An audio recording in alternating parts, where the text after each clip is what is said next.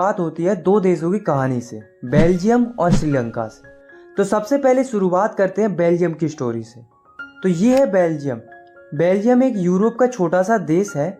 इसकी जो बॉर्डर है वो France, Netherlands, Germany and Luxembourg से कनेक्टेड है। दोस्तों, अगर हम इसके एरिया की बात करें तो ये उतना ही छोटा है जितना कि इंडिया का हरियाणा स्टेट है, लगभग उतने ही साइज का है।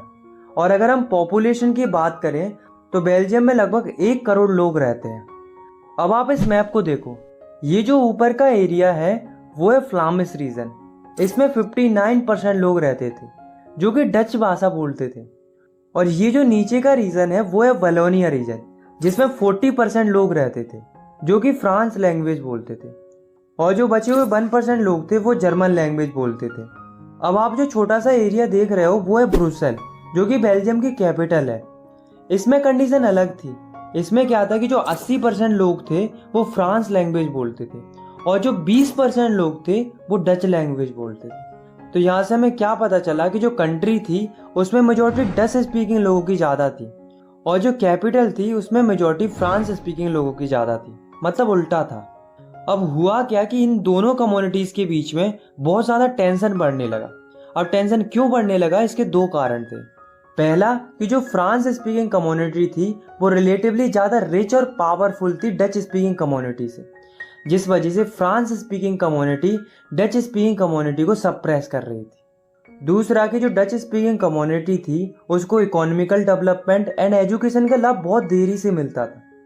अब आप खुद ही सोचो कि अगर एक कम्युनिटी को ज़्यादा लाभ मिलेगा और दूसरी कम्युनिटी को कम लाभ मिलेगा तो क्या होगा, आप उसमें टेंशन और ज़्यादा बढ़ेगा। और ऐसा हुआ भी। 1950 से लेकर 1960 तक बेल्जियम में दोनों कम्युनिटी के बीच में टेंशन बहुत ज़्यादा बढ़ने लगा। और जो कैपिटल थी ब्रुसेल, उसमें कंडीशन और भी ज़्यादा कॉम्प्लेक्स होने लगी। अकोमोडेशन इन बेल्जियम, तो ये प्रॉब्लम और ज़्यादा बढ़ती। उससे पहले जो बेल्जियम की गवर्नमेंट थी उसने थोड़ी समझदारी दिखाई और उन्होंने 1970 से लेकर 1993 तक कॉन्स्टिट्यूशन में 4 बार बदलाव किए ताकि कंट्री में शांति बनी रहे और कम्युनिटीज के बीच में लड़ाई ना हो।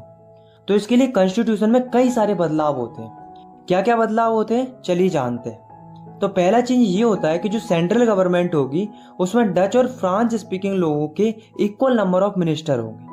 दूसरा चीज ये होता है कि अगर कोई स्पेशल लॉ पास करना है तो वो दोनों ग्रुप्स की सहमति से ही पास होगा, किसी एक ग्रुप की मर्जी से वो पास नहीं होगा। तीसरा चीज ये होता है कि बहुत सी सेंट्रल गवर्नमेंट की पावर्स स्टेट गवर्नमेंट्स को भी दे दी जाती हैं और स्टेट गवर्नमेंट इंडिपेंडेंटली अपना काम कर सकती हैं। सेंट्रल गवर्नमेंट का उसमें कोई रोल नहीं रहेगा। फोर्थ चेंज था कि जो कैपिटल थी बेल्जियम की ब्रुसेल, उसमें एक अलग से गवर्नमेंट बनाई गई जिसमें दोनों कम्युनिटी के इक्वल रिप्रेजेंटेटिव रहेंगे। फिफ्थ चेंज था कि इन्होंने इन सब के अलावा एक और तरीके की गवर्नमेंट बनाई जिसे कम्युनिटी गवर्नमेंट बोला जाता है। ये कम्युनिटी गवर्नमेंट तीनों ग्रुप्स के लिए अलग अलग बनाई गई थी जो कि अपनी अपनी कम्युनिटी के लिए कल्चर, एजुकेशन और लैंग्वेज रिलेटेड मुद्दों पर काम करती थी।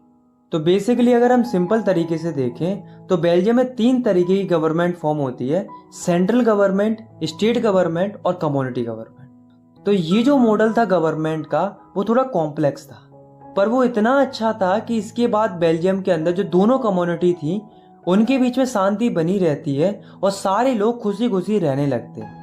इतने अच्छे सिस्टम को देखकर बेल्जियम के कैपिटल ब्रुसेल को यूरोपियन यूनियन का हेडक्वार्टर बनाने के लिए चुना जाता है। तो ये थी बेल्जियम की स्टोरी, जिसकी एक अच्छी या हम कह सकते हैं हैप्पी एंडिंग होती है।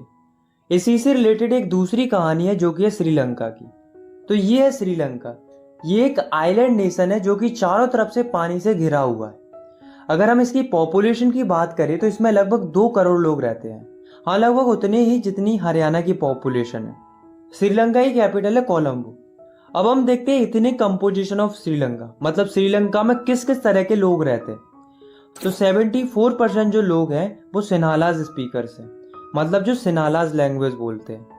18% जो लोग हैं वो तमिल स्पीकर्स हैं, मतलब जो तमिल भाषा बोलते हैं। तमिल स्पीकर्स भी 2 तरह के हैं, तमिल नेटिव्स ऑफ श्रीलंका, मतलब वो तमिल्स जो पहले से ही श्रीलंका के निवासी। दूसरे इंडियन तमिल्स, मतलब ऐसे तमिल जो इंडिया के निवासी थे पर वे कई साल पहले श्रीलंका आ गए थे एज अ टी वर्कर और वे वहीं पर सेटल हो गए थे। और 7% जो लोग हैं वो क्रिश्चियन है, जो कि सिन्हालाज और तमिल्स दोनों ही भाषा बोलते हैं। जो सिनाला स्पीकर्स हैं वो बुद्धिस्ट हैं, मतलब बुद्धिज्म को सपोर्ट करते हैं, और जो तमिल हैं वो हिंदू भी हैं और मुस्लिम भी हैं। मेजोरिटेरियनिज्म इन श्रीलंका। अब दोस्तों श्रीलंका में क्या हुआ कि जो वहाँ की गवर्नमेंट थी वो मेजोरिटी को यानी कि सिनालास को सपोर्ट करने लगी, उनके हिसाब से नियम बनाने लगी। तो क्या किया गवर्नमेंट ने, देखो, फर्स्ट 1956 में उन्होंने एक एक्ट पास किया जिसमें उन्होंने सिनालास को श्रीलंका की ऑफिशियल लैंग्वेज घोषित कर दिया। सेकंड, गवर्नमेंट क्या करने लगी कि जो सिनालास स्पीकर्स थे उनको फेवर करने लगी जॉब्स और एडमिशंस में।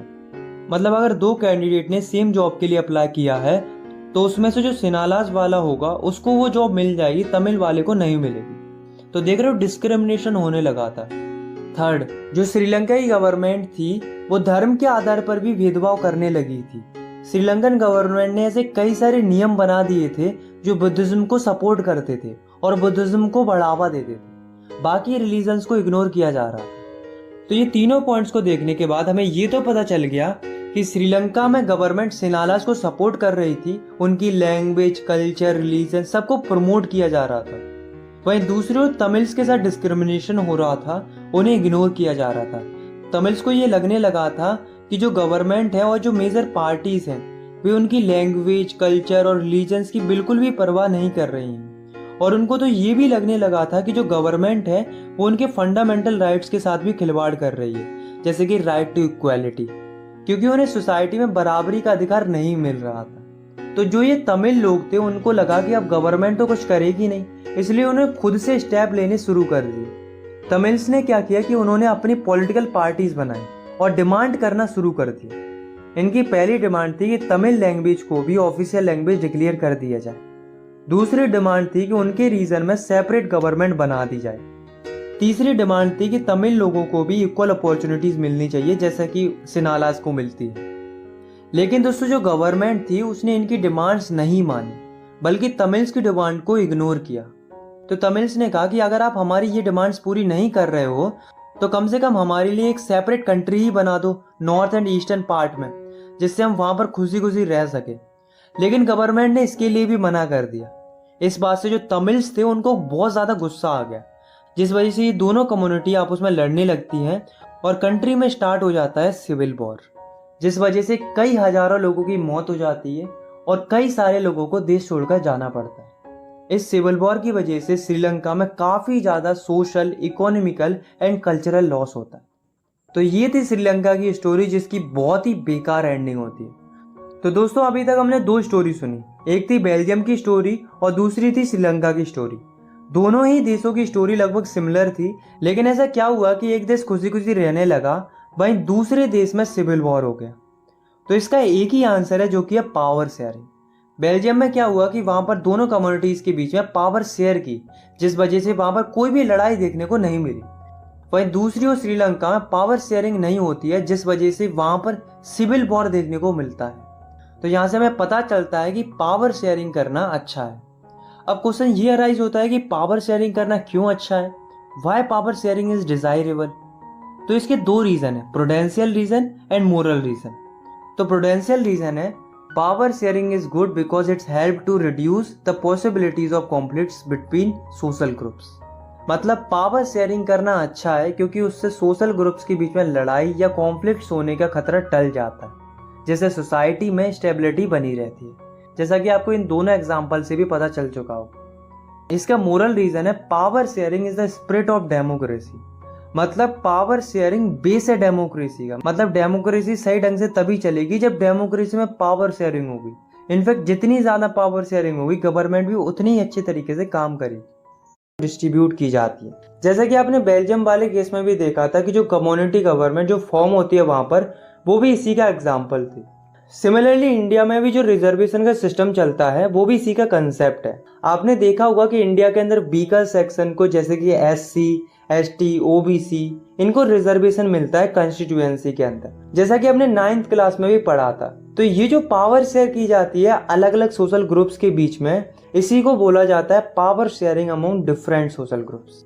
लास्ट है power sharing among different political parties and pressure groups. इसमें क्या होता है कि जो पावर होती है उसे अलग अलग पॉलिटिकल पार्टीज में, अलग अलग प्रेशर ग्रुप्स में शेयर किया जाता है। ये क्या करते हैं, ये गवर्नमेंट को प्रेशराइज करते हैं ताकि उनकी पॉलिसीज इंप्लीमेंट हो। इनफैक्ट इंडिया में भी आपको कई सारे ग्रुप्स देखने को मिलेंगे, जैसे कि ट्रेड यूनियन है, स्टूडेंट यूनियन है, बिजनेस यूनियन है। इनके अलावा अलग अलग इंटरेस्ट ग्रुप्स भी होते हैं। तो ये क्या करते हैं, ये गवर्नमेंट को प्रेशराइज करते हैं अपनी पॉलिसीज को इम्प्लीमेंट कराने के लिए और डिसीजन मेकिंग में। तो ये था हमारा लास्ट टॉपिक। आई होप आपको ये वीडियो पसंद आई होगी। अगर आपको ये वीडियो पसंद आई तो आप इस वीडियो को लाइक कर सकते हो और चाहो तो आप इस चैनल को सब्सक्राइब भी कर सकते हो क्लास 10 की वीडियोस आगे देखने के लिए। बाकी मिलते हैं नेक्स्ट वीडियो में, तब तक के लिए टेक केयर, बाय बाय।